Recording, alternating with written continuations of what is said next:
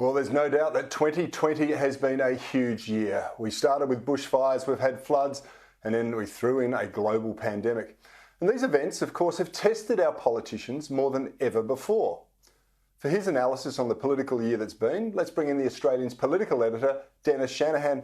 Dennis, thanks so much for joining me. You've seen incredible changes in politics, but have you ever seen a year quite like this one before? Not really, Corey. I have been around a long time, but I haven't been around 100 years. And really, since 1920 and the Spanish flu, that's really the benchmark for the test of federation, for the test on Australia's health system and the test on our political leadership. In 1920, federation almost broke down. Curiously, it was Victoria which really backstabbed the other states by not revealing that it had a Spanish flu outbreak and the pandemic spread to the rest of Australia. This year, everything has been about COVID. Yes, it started about bushfires. There was a lot of politics about Scott Morrison's response to emergency relief.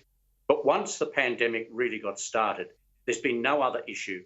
It's been almost impossible for opposition leaders in a political sense.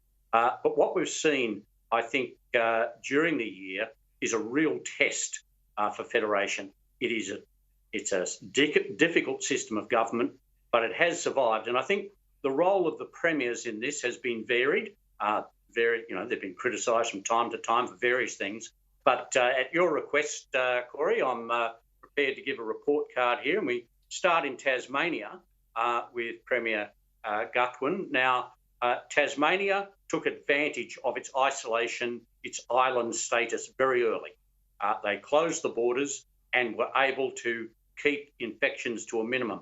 When there was an outbreak, they actually took federal assistance. They took assistance from the Defence Forces and they killed off that outbreak. They contained it. And so I think that Tasmania has done very well. It had a good start. The Premier, he kept the borders closed because it was so easy for him to do so. But he did open up when he could. He's opened up the borders to New Zealand and he's now providing assistance to try and keep hotel quarantine and the numbers of Australians coming back. So on the basis of his performance, I've given him a B. And moving on to South Australia, Stephen Marshall, again, very lucky. South Australia didn't have much of an outbreak.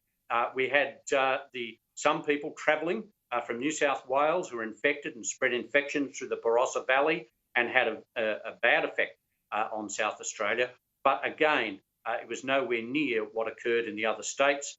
South Australia probably had its borders up for too long in an economic sense, but in a health sense, all the premiers knew it was all about COVID. So I think that Stephen Marshall gets a B as well on that.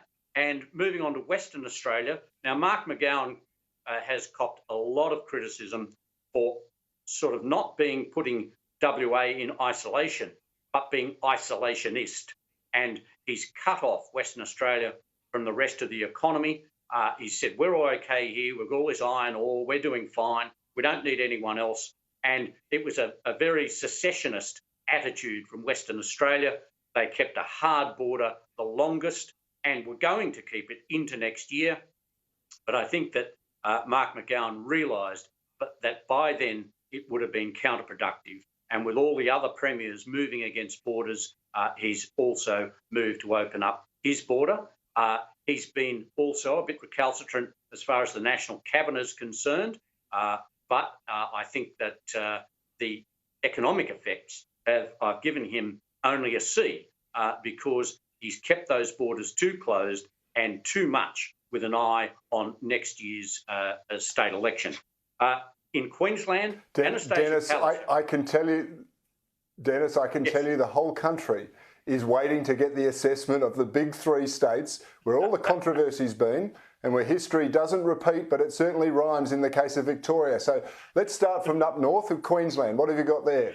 Well, Queensland, I think that Annastacia Palaszczuk, look, she read the mood.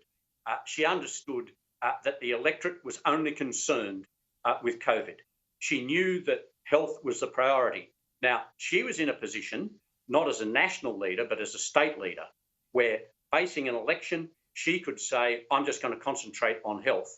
Now, even when there were some very bad administration involving people being kept out of hospitals, with her absurd declaration that hospitals in Queensland were for Queenslanders. I mean, this is just terrible isolationist. Yeah. She kept the border up for too long, and she was constantly harping at the other premiers, particularly Gladys Berejiklian, over border closures. And let's face it, though, she won an election, and you can't criticise a political leader too much who gets returned when it could have been a much closer election than it was. So I've given Annastacia Palaszczuk a B as well, because it's hard to knock down a winner. Gladys Berejiklian in New South Wales, well, at the beginning, let's remember, we've tended to forget about the Ruby Princess. The Ruby Princess cruise quarantine breakdown was a disaster. People died, and the infection was spread to other states, and this was all down to the New South Wales government. It was not, as federal Labor tried to make, a fault of the Australian Border Force or the federal government. This was directly due to the conditions and the controls of the New South Wales government. That was a big hit for the New South Wales government and Gladys Berejiklian. She did maintain a far more positive view towards upholding the economy, and we've seen she's got the results on that, as Annastacia Palaszczuk has, on the economy. New South Wales and Queensland have performed well and helped keep up the national average. So that's a plus for Gladys Berejiklian. I think that had it not been for COVID, she would have been in much more trouble over the revelations at the ICAC and the sense of conflict with her former lover. She didn't disclose any of this. There's a whole inquiry into it. If this had not been a COVID year, I don't think Gladys Berejiklian would have survived to the end of the year. So I think with all of those things combined, I'll give her a C, because basically she kept the economy going, but built on a health response, which was a long-held, it was a gold-plated contact tracing in New South Wales, but that had been there long before Gladys Berejiklian became Premier. Now, Victoria. And Dennis, I know we're pushed for time, so I need an assessment of Victoria, but I also want to get to where Anthony Albanese and Scott Morrison have finished the year. And okay, well, look, let's all look at it. I've given Daniel Andrews an F. More than 900 people are dead in Victoria, and it's all because of governmental failure, a failure to appreciate the danger of the coronavirus. It's been about blame shifting. It's all been others' people, and an inquiry was set up which has given us no clearer view of what we should know about who made these terrible decisions which led to the deaths of more than 800 people, primarily in aged care. Not only that, he's had the other issue of Belt and Road, China influence. I don't see how I can get anything but an F. Anthony Albanese on the federal scene, well, again, it's almost impossible for a leader of the opposition during the pandemic. But I think that Anthony Albanese could have got a much better mark as a leader of the opposition than I've given him, because he made some basic errors. I don't think he appreciated the depth of the coronavirus at the beginning of the pandemic. He was concentrating on a priority for health instead of looking at health and the economy, the dual challenges. He wouldn't criticise Daniel Andrews at all, and he kept attacking Josh Frydenberg and Scott Morrison about Victoria and aged care.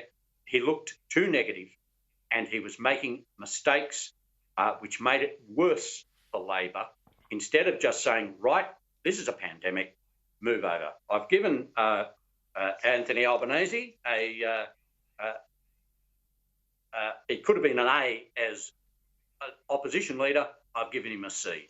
Scott Morrison, I think, well, And Scott Morrison... Dennis, just quickly, I just need the grade for Scott Morrison because he's played an A-grade game, in my opinion, but I've got to go to the next segment. So where are you at? It's an A-grade. It's an A-grade. He managed the health. He managed the economy. He changed his ideology and he was prepared to take big steps and be criticised by his own conservative back. Well, Dennis Shanahan, thanks so much for your time. I agree pretty much with your assessment. No Premier has wasted this virus with anything except to enhance their own self-worth in their electoral prospects. Thanks very much for joining me. Thanks, Cory. Merry Christmas. Well, thank you, and to you too.